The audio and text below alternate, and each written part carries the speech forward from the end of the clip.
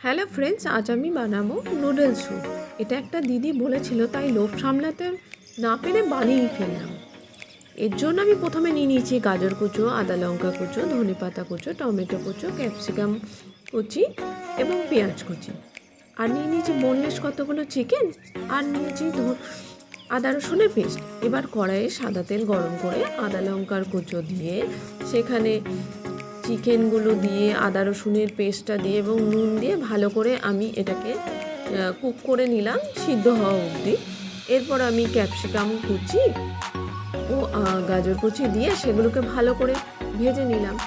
ভেজে নেওয়ার পর আমি দিয়ে দিচ্ছি পেঁয়াজ কুচি, টমেটো কুচি এবং 1 চামচ সয়া সস, 1 চামচ টমেটো সস।